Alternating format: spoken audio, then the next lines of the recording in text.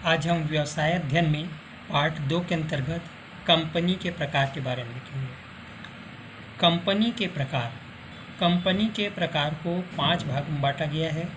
पहला है निगमन के आधार पर, दूसरा दायित्व के आधार पर, तीसरा लोकहित के आधार पर, चौथा पारस्परिकता के आधार पर, नंबर 5 राष्ट्रीयता के आधार पर। निगमन के आधार पर पहला आज्ञापत्रकारी कंपनी, दूसरा सांविधिक कंपनी, तीसरा रजिस्टर्ड कंपनी। दायित्व के आधार पर पहला सीमित कंपनी, दूसरा असीमित कंपनी। तीसरा लोकहित के आधार पर पहला पब्लिक कंपनी, दूसरा प्राइवेट कंपनी, तीसरा सरकारी कंपनी। चौथा पारस्परिकता के आधार पर पहला सूत्रधारी कंपनी, दूसरा सहायक कंपनी। राष्ट्रीयता के आधार पर पहला राष्ट्रीय देशी कंपनी, दूसरा विदेशी कंपनी या बहुराष्ट्रीय कंपनी। ये थे कंपनी के प्रकार। पहले देखते हैं पब्लिक कंपनी। भारतीय कंपनी अधिनियम की धारा 2(1) के अनुसार पब्लिक कंपनी वह है जो प्राइवेट कंपनी नहीं है, अर्थात एक पब्लिक कंपनी अंश पूंजी की प्राप्ति के लिए अंशों का निर्गमन कर सकती है, अंशों का हस्तांतरण किया जा सकता है तथा एक पब्लिक कंपनी में सदस्यों की संख्या न्यूनतम 7 व अधिकतम कोई सीमा निर्धारित नहीं है। इनके सदस्यों का दायित्व सीमित होता है तथा इनके नाम के अंत में लिमिटेड शब्द लगाना आवश्यक है, जैसे Reliance industries limited, Bajaj auto limited, ACC limited आदि। इन्हें सार्वजनिक कंपनी या लोक कंपनी भी कहते हैं। दूसरा है प्राइवेट कंपनी। भारतीय कंपनी अधिनियम की धारा 3(1) के अनुसार प्राइवेट कंपनी से आशय एक ऐसी कंपनी से है जो अपने अंतर नियमों द्वारा पहला अपने अंशों के हस्तांतरण पर रोक लगाती है, दूसरा अंशों व ऋण पत्रों को निर्गमित करने पर रोक लगाती है, तीसरा अपने सदस्यों की न्यूनतम संख्या 50 तक सीमित रखती है। इस प्रकार एक प्राइवेट कंपनी में सदस्यों की न्यूनतम संख्या 2 व अधिकतम 50 तक हो सकती है। इन्हें अपने नाम के अंत में प्राइवेट लिमिटेड लिखना आवश्यक होता है। तीसरा है सरकारी कंपनी।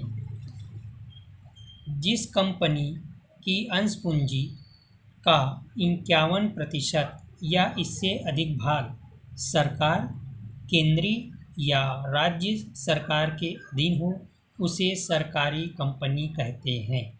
यह प्रावधान कंपनी अधिनियम की धारा 617 में है। धारा 619 के अनुसार ऐसी कंपनी का लेखा परीक्षक, कंट्रोलर एवं ऑडिटर जनरल के परामर्श से केंद्रीय सरकार द्वारा नियुक्त किया जाता है। इसके बाद हम देखते हैं प्राइवेट कंपनी की विशेषताएं। प्राइवेट कंपनी की पहली विशेषता है सदस्य संख्या। एक प्राइवेट कंपनी में सदस्यों की न्यूनतम संख्या 2 व अधिकतम उनके कर्मचारियों को छोड़कर 50 से अधिक नहीं हो सकती। दूसरी विशेषता है अंशों का हस्तांतरण। किसी भी प्राइवेट कंपनी के अंशों खुले बाजार में ना तो खरीदे जा सकते हैं और न ही विक्रय किए जा सकते हैं। तीसरा दायित्व।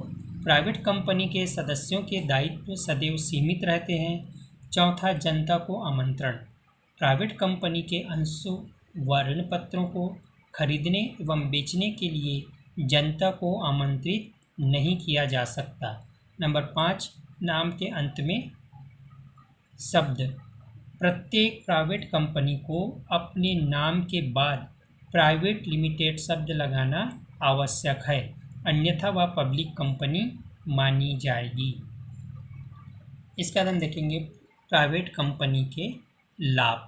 पहला है स्थापना सरल। एक प्राइवेट कंपनी की स्थापना अन्य कंपनियों की तुलना में अत्यधिक सरल होती है। इसमें 2 व्यक्तियों द्वारा प्रारंभ किया जा सकता है। दूसरा व्यापार प्रारंभ में सुविधा। प्राइवेट कंपनी को पब्लिक कंपनी की तरह व्यापार करने के लिए व्यापार प्रारंभ करने का प्रमाण पत्र लेना आवश्यक नहीं है। जैसे ही एक प्राइवेट कंपनी का निगमन होता है, वैसे ही व्यापार प्रारंभ किया जा सकता है। चौथा परिश्रम के अनुकूल लाभ। प्राइवेट कंपनी में होने वाला संपूर्ण लाभ उसके सदस्यों का होता है, वे ही उसके स्वामी, प्रबंधक व निदेशक होते हैं। अतः कड़ी मेहनत व लगन से कार्य करने पर प्राप्त होने वाला अधिक लाभ भी इन्हें प्राप्त होता है। चौथा है उचित तालमेल। सदस्यों की संख्या कम होने तथा संपूर्ण कार्य एक पारिवारिक वातावरण में होने के कारण सदस्यों में आपसी तालमेल एवं विश्वास बना रहता है। पांचवा, सीधा संबंध। प्राइवेट कंपनी के सदस्यों के बीच तथा सदस्यों, ग्राहकों एवं सदस्यों, कर्मचारियों के बीच सीधा संबंध रहता है। इससे कार्य को संपन्न करने में काफ़ी सुविधा होती है। छठवा है गोपनीयता। चूँकि सभी सदस्य एक परिवार की तरह आपसी तालमेल व विश्वास के साथ कार्य करते हैं, अतः कार्य एवं व्यवसाय में पूर्ण गोपनीयता रखी जा सकती है।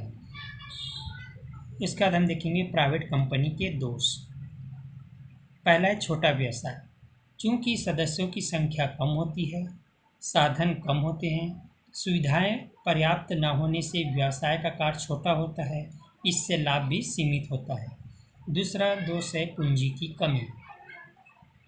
चूँकि प्राइवेट कंपनी में 50 सदस्यों के अतिरिक्त बाहर से पूंजी प्राप्त नहीं कर सकती, अतः पूंजी की मात्रा सीमित होने से व्यापार का विस्तार एक सीमा के बाद रुक जाता है। तीसरा, अंशधारियों के हितों की सुरक्षा में कमी। पब्लिक कंपनी की तरह अनेक नियम प्राइवेट कंपनी पर लागू नहीं होते, जिससे प्रबंधक या मुख्य निदेशक द्वारा मनमानी करने का संदेह बना रहता है। इससे सदस्यों के हितों की सुरक्षा में संदेह बना रहता है। और चौथा है शासकीय प्राथमिकता का अभाव। चूँकि इन कंपनियों को अनेक छूटे और विशेषाधिकार प्राप्त होते हैं, अतः राजकीय प्राथमिकता इन कंपनियों को नहीं दी जाती। अनेक वस्तुओं को लाइसेंस देते समय पब्लिक कंपनी को प्राथमिकता दी जाती है। तो ये थी प्राइवेट कंपनी के दोष। पहला था छोटा व्यवसाय, दूसरा पूंजी की कमी, तीसरा अंशधारियों के हितों की सुरक्षा में कमी, चौथा शासकीय प्राथमिकता का अभाव। इसके बाद हम देखेंगे पब्लिक कंपनी। कंपनी अधिनियम 1956 में पब्लिक कंपनी को अलग से परिभाषित नहीं किया गया है। केवल इतना संकेत दिया गया है कि एक पब्लिक कंपनी वह है जो प्राइवेट कंपनी नहीं है, अर्थात किसी कंपनी में पहला, न्यूनतम सदस्य संख्या 7 व अधिकतम सदस्य संख्या 50 के ऊपर हो। दूसरा, अंशों व ऋण पत्रों को क्रय करने के लिए जनता को आमंत्रित किया जाता हो। तीसरा, अंशों के हस्तांतरण पर प्रतिबंध हो। चौथा, लगातार 3 वर्षों का औसत लाभ 1 करोड़ से ऊपर हो, तब वह कंपनी पब्लिक मानी जाएगी।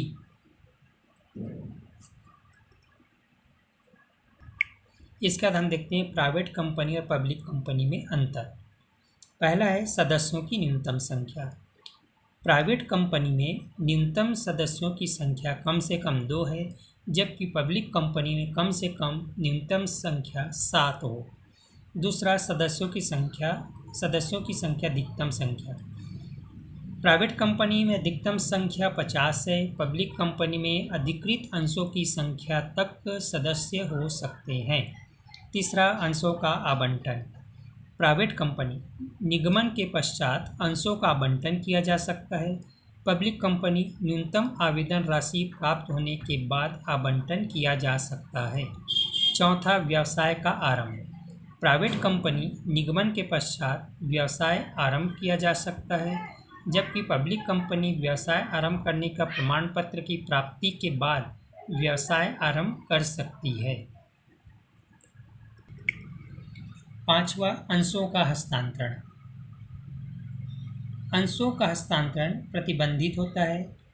अंशों का हस्तांतरण स्वतंत्रतापूर्वक किया जा सकता है पब्लिक कंपनी में। छठवां, प्रविवरण निर्गमन। निजी कंपनी प्रविवरण निर्गमन नहीं कर सकती, पब्लिक कंपनी प्रविवरण निर्गमन आवश्यक है। यदि प्रविवरण निर्गमन न किया जाए तब स्थानापन्न प्रविवरण निर्गमित करना पड़ता है। सातवां, प्रलेखों का प्रस्तुतिकरण। निदेशकों की सहमति, निदेशकों की सूची एवं निदेशकों के साथ संविदा प्रस्तुत करना आवश्यक है। पार्षद सीमा नियम में केवल 2 व्यक्तियों के हस्ताक्षर आवश्यक है। पब्लिक कंपनी, निदेशकों की सहमति, सूची एवं संविदा प्रस्तुत करना आवश्यक है।